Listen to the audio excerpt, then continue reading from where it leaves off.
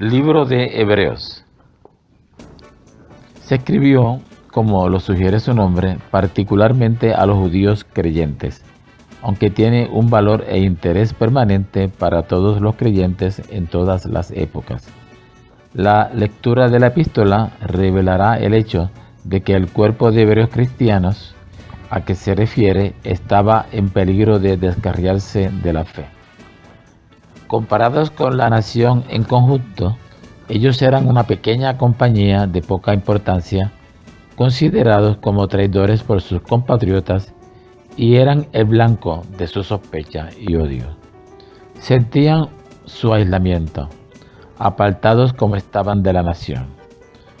Los amenazaba una grande persecución.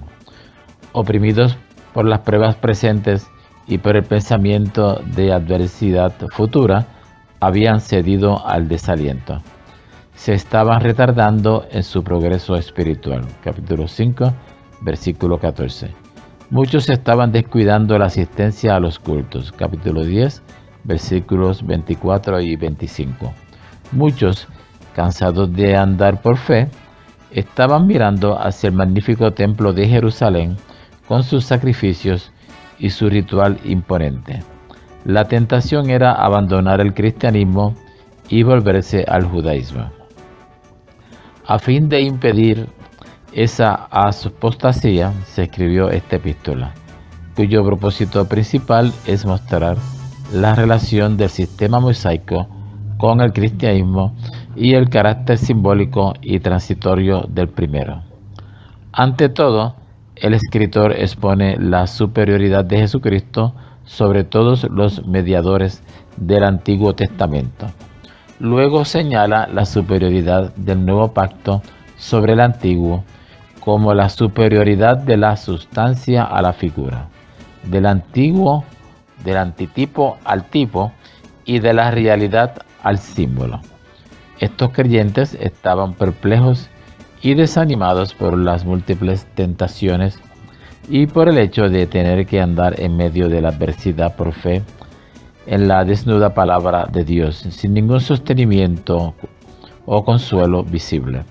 El escritor de la epístola les prueba que los personajes dignos del Antiguo Testamento pasaron por experiencias similares, andando por fe, confiando en la palabra de Dios a pesar de todas las circunstancias adversas y aún frente a la muerte. Capítulo 11. Así que, como sus antepasados, los creyentes debían esforzarse como viendo al invisible. Puede resumirse el tema de la manera siguiente. La religión de Jesucristo es superior al judaísmo porque tiene un pacto mejor, un sumo sacerdote mejor, un sacrificio y un tabernáculo mejores. Autor. No hay otro libro del Nuevo Testamento cuyo autor sea más discutido, ni ninguno del cual la inspiración sea más indiscutible. El libro es anónimo, por causa de la diferencia en estilo de los otros escritos de Pablo. Muchos eruditos ortodoxos niegan que él lo haya escrito. En el siglo III, Tertuliano declaró que su autor fue Bernabé. Lutero sugirió que lo escribió Apolos. Finalmente, podemos observar que, no obstante las dudas que hemos registrado, no debemos tener escrúpulos al hablar de esta porción de las Escrituras como la epístola de Pablo, el apóstol. Ya sea que fuera escrita por Bernabé, por Lucas, por Clemente o Apolos, representa las ideas y está impregnada de la influencia del gran apóstol. ¿Dónde se escribió? Evidentemente en Italia. Capítulo 13, versículo 24. Bosquejo general, parte 1, superioridad de Jesús a los mediadores, capítulo 1, versículo 1 al capítulo 8, versículo 6, superioridad del nuevo pacto sobre el antiguo, capítulo 8, versículo 7, capítulo 10, versículo 18, exhortaciones y advertencias, capítulo 10, versículo 19, capítulo 13, versículo 25. Se presenta a lo largo de esta epístola ideas tales como Jesús superior a los ángeles, capítulo 1, versículo 4 al 14. Mientras los ángeles sirven, el Hijo reina. El Hijo no es una criatura, sino el Creador. A ningún ángel se le promete superioridad o autoridad universal, porque su función es el servicio. Exhortación en vista de las anteriores declaraciones, capítulo 2, versículos de 1 al 4. Jesús fue exaltado sobre los ángeles, capítulo 2, versículos del 5 al 18.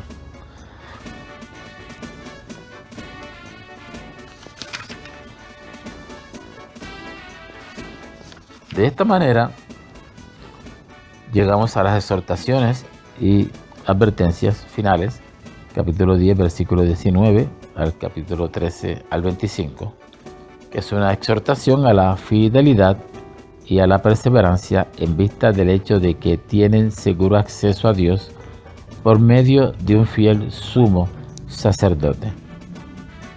Una advertencia en contra de la apostasía, versículo 26-31.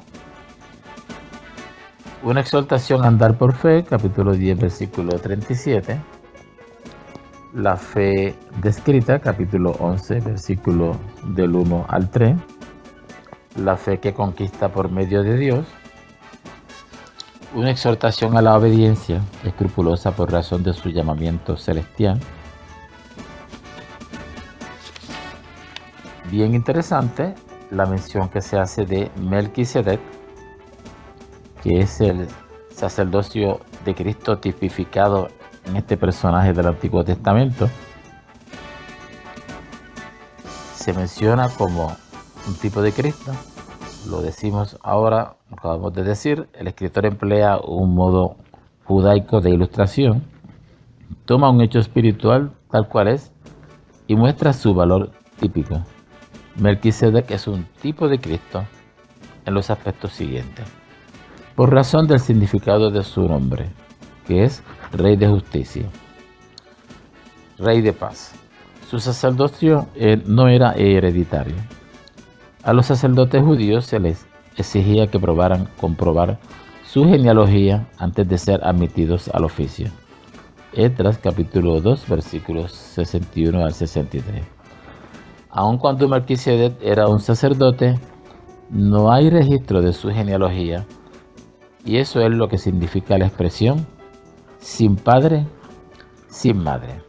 En ese sentido es tipo de Cristo que no tuvo una genealogía sacerdotal. El hecho de que no hay registro de su nacimiento ni de su muerte es típico de la naturaleza eterna del sacerdocio de Cristo.